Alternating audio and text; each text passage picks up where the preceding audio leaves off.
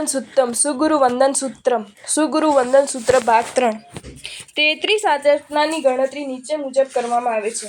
પહેલી, કારણ વિના ગુરુની આગળ ચાલવું, કારણ વિના ગુરુની બાજુમાં ચાલવું, કારણ વગર ગુરુની પાછળ તદ્દન નજીક ચાલવું, કારણ વગર ગુરુની આગળ જ ઊભા રહેવું, કારણ વગર ગુરુની બાજુમાં ઊભું રહેવું, કારણ વગર ગુરુની પાછળ તદ્દન નજીક ઊભું રહેવું, કારણ વગર ગુરુની આગળ બેસવું, કારણ વગર ગુરુની બાજુમાં બેસવું, કારણ વગર ગુરુની પાછળ નજીક બેસવું, ગુરુની પહેલા ઠંડેલ ભૂમિમાં પાછા ફરવું, ગુરુ વાતચીત કરે તે પહેલા પોતે વાતચીત કરવી, સાથે બહારથી આવ્યા છતાં પહેલા ગમણેની આલોચના કરવી, ગોચરી બીજા પાસે આલોચ્યા પછી ગુરુ પાસે આલોચવી, ગોચરી બીજાને બતાવીને ગુરુને બતાવી, ગુરુની રજા વિના વધારે ગોચરી કોઈને આપી દેવી, પ્રથમ બીજાને નિમંત્રણ આપી પછી ગુરુને નિમંત્રણ દેવું, ગુરુને જે તે આપી દઈ સારું પોતે લઈ લેવું, ગુરુ રાતમાં જાગવા કે ઊંઘવાનો પ્રશ્ન પૂછે પણ તેનો જવાબ ન દેવો, રાત્રિ સિવાયના વખતમાં પણ જવાબ ન આપવો, ગુરુ મહારાજ બોલાવે તો આસન પર બેઠા કે શયનમાં સૂતા જવાબ આપવો, ગુરુ બોલાવે તો શું છે એમ બોલવું, ગુરુને તુકારાથી બોલાવવા, તમે આળસુ છો એમ કહી તેમને કહેલું કામ ન કરો, ઘણા ઊંચા અને કર્કશ સ્વરથી વંદન કરવું, ગુરુ વાતચીત કરતા હોય કે ઉપદેશ આપતા હોય ત્યારે વચ્ચે ડહાપણ ડોળવું કે આ આમ છે તેમ છે વગેરે, તમને પાપ નથી લાગતું, વાત એમ નથી વગેરે બોલવું, ગુરુ વાક્યની પ્રશંસા ન કરવી, ગુરુ ધર્મકથા કરતા હોય તે વેળા હવે મૂકો એ વાત, ભિક્ષા વેળા, સૂત્ર પરોશી વેળા કે આહાર વેળા થઈ છે વગેરે બોલવું, ગુરુ વાત કરતા હોય ત્યારે વચ્ચે બોલવું, ગુરુની વાત તોડી નાખવી, ગુરુ સામે સમાસણે કે સરખા આસણે ઊંચા આસણે બેસવું, પોતે વિશેષ ધર્મકથા કહેવી, ગુરુના આસનને પગ લગાડવો અથવા ભૂલથી લાગી જાય તો ખમાવવું નહીં, ગુરુની શૈયા કે આસન પર બેસવું. આ આશાતના સાધુને આશ્રીને જણાવી છે. શ્રાવકને પણ તે થવા સંભવ છે, કારણ કે ઘણે ભાગે યતિ ક્રિયાના અનુસારને જ શ્રાવકની ક્રિયાને પ્રવર્તે છે. જંકિંચિત સવ ધમાઈ કમણા એટલે જે કાંઈ મિથ્યા પ્રકારે મન, વચન અને કાયાની દ્રષ્ટિ પ્રવૃત્તિને લીધે, ક્રોધ, માન, માયા અને લોભની વૃત્તિને લીધે, સર્વકાળ સંબંધી, સર્વ મિથ્યા ઉપચાર સંબંધી, સર્વ પ્રકારના ધર્મના અતિક્રમણ સંબંધી. આસાયણા એટલે આશાતના વડે, જો મેં અહીંયા કહું એટલે મેં જે અતિચાર કર્યા હોય, તસ્ય એટલે તેને, અહીં દ્વિતીયાર્થે ષષ્ઠી છે. ખમાસમણ એટલે હે ક્ષમાસમણ, પડિક્મામી વોસીરામ એટલે પ્રતિક્રમું છું, નિંદું છું, ગુરુ સાક્ષીએ ગરું છું અને આત્માને તે ભાવમાંથી વિસર્જન ત્યાગ કરું છું, તજું છું. અર્થ સંકલન. શિષ્ય: હે ક્ષમાશ્રમણ ગુરુદેવ, આપને હું નિર્વિકારી અને નિષ્પાપ કાયા વડે વંદન કરવાની ઈચ્છું છું. ગુરુ: જો એવી જ ઈચ્છા હોય તો તેમ કરો. શિષ્ય: મને આપની મર્યાદિત ભૂમિમાં સમીપ આવવાની આજ્ઞા આપો. ગુરુ: આજ્ઞા આપું છું. શિષ્ય: સર્વ અશુભ વ્યાપારોના ત્યાગપૂર્વક આપના ચરણને મારી કાયા વડે સ્પર્શ કરું છું. તેથી જે કાંઈ તકલીફ થાય તેની ક્ષમા આપશો. આપનો દિવસ ઓછા ખેદથી સુખપૂર્વક વ્યતીત થયો છે. ગુરુ: તેમ જ છે. શિષ્ય: આપને સંયમ યાત્રા વર્તે છે. ગુરુ: તને પણ સંયમ યાત્રા વર્તે છે. શિષ્ય: આપને ઇન્દ્રિયો અને કશાય ઉપઘાત રહિત વર્તે છે. ગુરુ: એ જ પ્રકારે છે. શિષ્ય: હે ક્ષમાશ્રમણ, દિવસ દરમિયાન થયેલા અપરાધને ખમાવું છું. ગુરુ: હું પણ તેને ખમાવું છું. શિષ્ય: આવશ્યક ક્રિયા માટે હવે હું અગ્રની બહાર જાઉં છું. દિવસ દરમિયાન આપ ક્ષમાશ્રમણની 33 પૈકી કોઈ પણ આશાતના કરી હોય તેનાથી હું પાછો ફરું છું.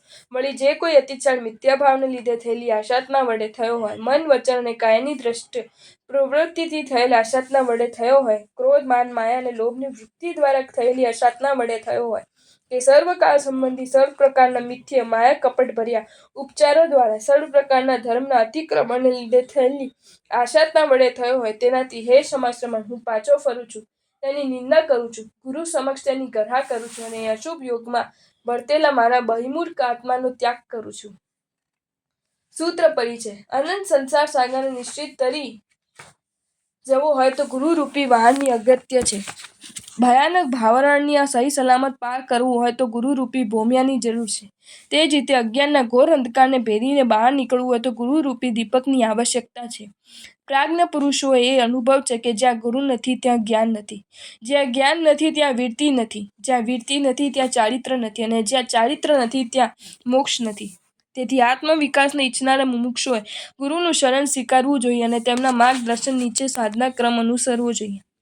ગુરુની પ્રસન્નતા વિનય કે વંદન વડે પ્રાપ્ત થાય છે. તે માટે કહ્યું છે કે અય્યારસ ઉ મૂલમ વીણૌ સો ગુણવૌ ઉ પડિવત્તિ સાય વિહિ વંદણાઉ. આચારનું મૂળ વિનય છે. તે વિનય ગુણવંતની સેવા ભક્તિરૂપ છે. તે સેવા ભક્તિ વિધિપૂર્વક વંદના કરવાથી થાય છે. આ વંદના કોને કરવી જોઈએ તે સંબંધી શ્રી ભદ્રભાઉ સ્વામીએ આવશ્યક નિરુક્તમાં જણાવ્યું છે કે સમણમ વંદિજ મેહાવી સંજયમ સુસુમાહી પંચ સમયતિ ગુત્તમ અસંજમ દુગુચ્છગમ. બુદ્ધિમાન પુરુષે સંયત ભાવ સમાધિ યુક્ત પંચ સમિતિ અને ત્રિગુપ્તિવાળા તથા અસંયમ પ્રત્યે જુગુપ્સા ધરાવનાર એવા શ્રમણને વંદના કરવી જોઈએ. તે સાથે તેમણે એ પણ જણાવ્યું છે કે પાસથાઈ વંદ માણસ નેવ કીર્તિ ન નિર્જરા હોય કાય કિલેસમ ઇમે કુણૈતઃ કમ બંધમ ચ. પાસથા આદિ 5 પ્રકારના શ્રમણોને વંદન કરતા કીર્તિ કે નિર્જરા થતી નથી, પરંતુ કાય ક્લેશ તેમજ કર્મબંધ થાય છે. સુગુરુની સેવા સુગુરુનો વિનય નિરંતર કરવા યોગ્ય છે, છતાં સાયંકાળ અને પ્રાતઃકાળના ષડાવશ્યક પ્રસંગે તો તે વિશિષ્ટ પ્રકારે અવશ્ય કરવો ઘટે છે. આ વિનયનું સ્વરૂપ પ્રસ્તુત સૂત્ર દ્વારા સમુચિત રૂપે પ્રગટ થાય છે. પંચ મહાવ્રતધારી શાંતિ માર્ધવ આદિ 10 વિધ યતિ ધર્મના પાલક સમતાના સાગર એવા ગુરુ ભાવ સમાધિમાં સ્થિર છે. એ વખતે ભવભીરુ ગુણગ્રાહક અને વિનય સંપન્ન શિષ્ય ત્યાં આવે છે અને દૂર ઊભો રહીને ઈચ્છાનું નિવેદન કરતા જણાવે છે કે હે ક્ષમાશ્રવણ, હું આપને યાપની અને નિષેધકી પૂર્વક વંદન કરવાની ઈચ્છું છું. ગુરુ તેને છંદેન છપથી વંદન કરવાની અનુમતિ આપે છે. એટલે શિષ્ય 2 હાથ જોડી અત્યંત નમ્રતાપૂર્વક જણાવે છે કે આપ મને આપની સમીપમાં આવવાની અનુજ્ઞા આપો. ગુરુ તેને અનુજ્ઞા આપે છે એટલે શિષ્ય નિસ્સિહ શબ્દ બોલીને સર્વ અશુભ વ્યાપારોનો ત્યાગ કર્યો છે તેમ સૂચવે છે. જ્યાં અશુભ વ્યાપારોનો ત્યાગ નથી, ભાવની શુદ્ધિ નથી, ત્યાં સચ્ચું વંદન સંભવતું નથી, એ એનું રહસ્ય છે. પછી ગુરુ ચરણને બંને હાથે સ્પર્શ કરીને તેને લલાટે લગાડે છે. આમ તે 3 વાર કરે છે, જે વિનયની પરાકાષ્ઠા સૂચવે છે. જ્યાં શિષ્ય સમુદાય બહોળો હોય ત્યાં બધા શિષ્યો ગુરુ ચરણને સ્પર્શ કરી ન શકે તે માટે રજોહરણમાં શ્રાવિક શ્રાવિકા મુહપતિ પર ગુરુ ચરણની સ્થાપના કરી તેને વંદન કરવામાં આવે છે. પરંતુ તે વખતે હૃદયનો ભાવ તો ગુરુ ચરણના સ્પર્શ કરવાનો જ હોય છે. આ સ્પર્શ ગુરુને રખ્ય કંટાળો ઉપજાવનારો નીવડે તે માટે શિષ્ય કહે છે કે હે ભગવંત, મેં આપના ચરણને મારી કાયાવર્તી સ્પર્શ કર્યો છે, તેની ગ્લાનિ મારી ખાતર સહન કરશું. પછી તે ગુરુની શરીર સુખાકારી પૂછે છે, સંયમ યાત્રાની માહિતી મેળવે છે અને છેવટે ઇન્દ્રિયો અને કષાયોને જીતવા રૂપ યાપની અવસ્થાની પૃચ્છા કરે છે. ગુરુ તે બધાના ક્રમશ ઉત્તરો આપે છે. તે સાંભળીને શિષ્ય ઊંડો આહ્લાદ અનુભવે છે. પછી તે દિવસ દરમિયાન પોતાના તરફથી ગુરુને જે કોઈ અનાદર અપરાધ થયો હોય તેની ક્ષમા માંગે છે. ગુરુ પણ સામેથી ક્ષમા માંગે છે. સમભાવના સાધકોનો આ અરસપરસનો વ્યવહાર સ્પષ્ટ રીતે સૂચવે છે કે શ્રી જિનેશ્વર દેવોએ બતાવેલા માર્ગમાંથી કોઈ પણ ચલિત થવાનું નથી, પછી તે શિષ્ય હોય કે ગુરુ હોય. આટલી વિધિ પછી શિષ્ય અગ્રહમાંથી બહાર નીકળીને દિવસ દરમિયાન ગુરુને જે કોઈ અસાધના થઈ હોય તેનું પ્રતિક્રમણ કરે છે. એ સાથે જે જે ક્રિયાઓથી અસાધના થવાનો સંભવ છે તે ક્રિયાઓને પણ યાદ કરે છે, જેમ કે મિથ્યાભાવ, મન, વચન અને કાયાની દુષ્ટ પ્રવૃત્તિઓ અને ક્રોધાદિ 4 કષાયો.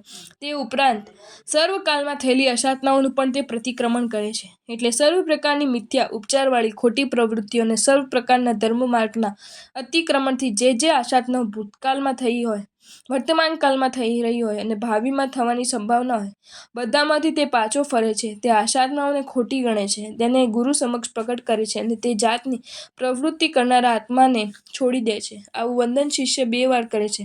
તેનો હેતુ વિનય ગુણની પુષ્ટિ અથવા ગુરુનું અધિક સન્માન કરવાની વૃત્તિ છે. ગુરુ અને શિષ્યનો સંબંધ એ ઉચ્ચ કોટીનો આધ્યાત્મિક સંબંધ છે. તેમાં સ્વાર્થને સ્થાન નથી. શિષ્યના અનેક સંશયો છેદીને ગુરુ તેને ભાવ સમાધિમાં સ્થિર કરે છે.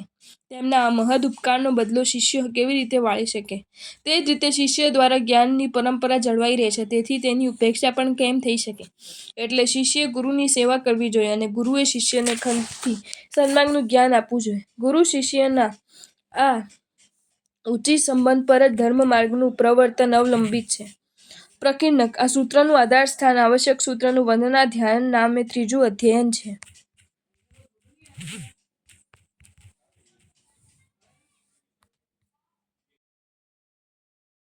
જો તમને આ વિડીયો ગમ્યો હોય તો આ વિડીયોને લાઈક કરો અને મારી ચેનલ જૈન ફેક્ટ્સ એન્ડ સ્ટોરીઝને સબસ્ક્રાઈબ કરો. ધન્યવાદ.